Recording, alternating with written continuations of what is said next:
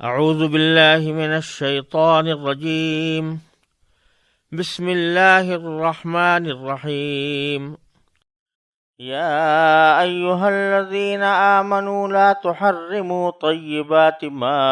احل اللہ لکم ولا تعتدوا ان اللہ لا يحب المعتدین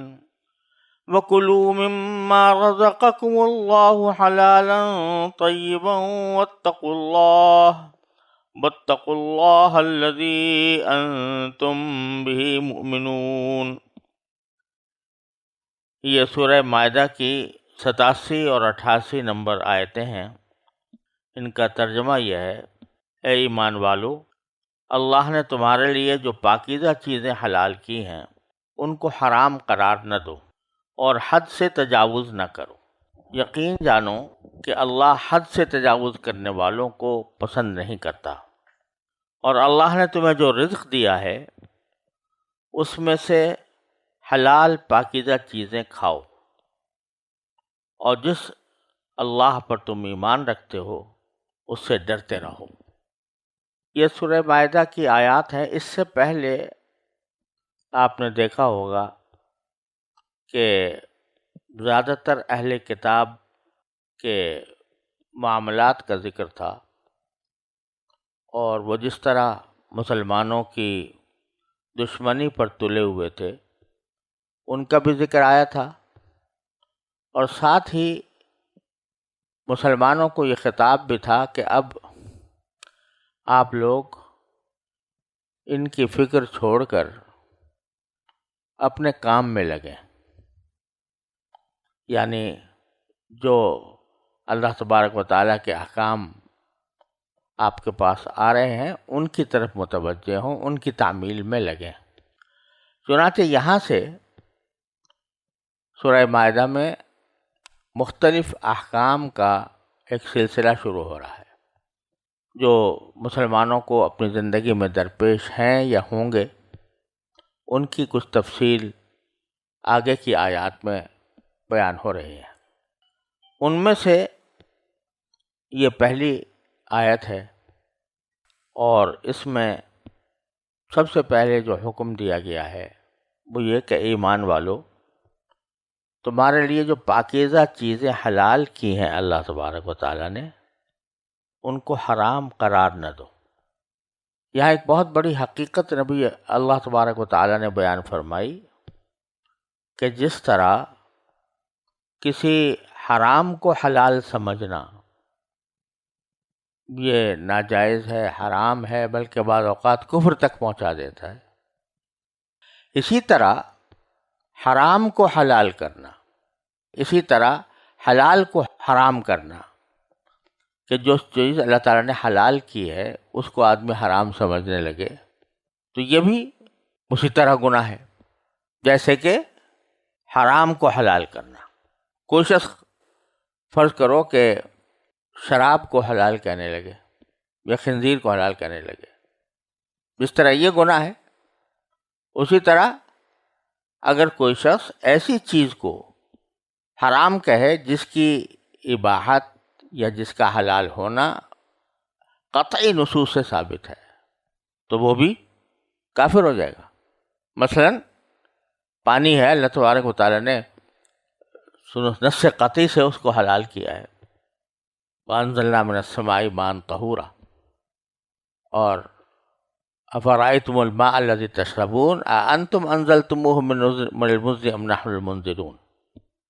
نص قطعی سے اس کی حلت ثابت ہے، اب کوئی کہے کہ یہ حرام ہے تو یہ بھی انسان کو کفر تک لے جائے گا۔ جیسے خنزیر کو حلال کہنے والا کافر ہو جائے گا، اسی طرح پانی کو حرام کہنے والا بھی کافر ہو جائے گا، اس لیے کہ اس نے قرآن کریم کے حکم کا انکار کیا۔ تو یہ نہ سمجھا جائے کہ صرف حرام کو حلال کرنا بری بات ہے، بلکہ حلال کو حرام کرنا بھی بری بات ہے، اور اس حرام کرنے کے کئی طریقے ہو سکتے ہیں۔ ایک طریقہ تو یہ ہے جو میں نے ابھی عرض کیا کہ اس کی حلت یا اباحت نص قطعی سے ثابت ہے، قطعی ثبوت بھی ہے، قطعی دلالہ بھی ہے، اور پھر اس پر کوئی شخص یہ کہے کہ یہ حرام ہے، یہ تو کفر تک لے جاتی ہے بات۔ دوسری قسم یہ ہوتی ہے کہ کوئی شخص قسم کھا کے کوئی چیز حرام کر لے اپنے اوپر، فی نفسی حلال تھی لیکن اس کو قسم کھا لی کہ میں یہ نہیں کھاؤں گا، تو یہ ایک طرح سے اس نے اپنے اوپر ایک حلال چیز کو حرام کر لیا قسم کھا کر۔ تو اس میں سے یہ کوئی چیز پسندیدہ تو نہیں ہے، یہ نہ صرف ایک کفر تک تو نہیں پہنچاتی، لیکن یہ وہ چیز اس کے اوپر حرام ہو جاتی ہے، اور اس کے نتیجے میں اس کا وہ جب تک قسم کا کفارہ ادا نہ کرے تو وہ کام کر نہیں سکتا۔ لیکن یہ چیز بھی پسندیدہ نہیں ہے بلا وجہ ایسا کرنا۔ خود نبی کریم صلی اللہ علیہ وسلم کو اللہ تعالیٰ نے سورہ تحریم میں یہ فرمایا کہ یا ایھا النبی لما تحرم ما احل اللہ لک، اے نبی تم کیوں حرام کر رہے ہو اس چیز کو جو اللہ نے تمہارے لیے حلال کی تھی۔ تو یہ بھی پسند نہیں اللہ تعالیٰ کو۔ اور اگر بلا وجہ ایک قسم کھائی ہے، کوئی خاص اس کا مقصد نہیں تھا، تو اس کے نتیجے میں یہ کہا گیا ہے کہ اگر کوئی شخص قسم بھی کھا لے اور بعد میں اس کو خیال آئے کہ میں نے قسم غلط بات پر کھا لی، تو اس کو چاہیے کہ وہ قسم توڑ دے اور کفارہ ادا کرے۔ تو یہ حلال کو حرام کرنے کی دوسری شکل ہے۔ تیسری شکل یہ ہے کہ آدمی اپنے اختیار سے نہ تو اس کو حرام سمجھے، نہ اس کو اپنے اوپر قسم کھا کر حرام کرے، لیکن عملاً ترک کر دے۔ اس کو پسند نہیں آتی کوئی چیز، کھانے کا دل نہیں چاہتا، چھوڑ دیا۔ تو یہ کوئی حرام نہیں کیا اس نے، لیکن عملاً اس کو چھوڑ دیا۔ اس میں کوئی مذائقہ نہیں ہے جب تک کہ اس کو آدمی شرعاً حرام نہ سمجھے۔ یہاں ایک بات یہ سمجھنے کی ہے کہ جب آدمی کسی فقہی مسئلے پر غور کر رہا ہوتا ہے، ایک عالم آدمی، اور اس میں آدمی کو دلائل مختلف سامنے آ رہے ہوتے ہیں، تو اگرچہ قاعدہ یہ ہے کہ تعارض ادلہ کے وقت میں حرام کرنے والی دلیل کو راجح قرار دیا جائے اور اس پر عمل کیا جائے احتیاط کے مطابق، لیکن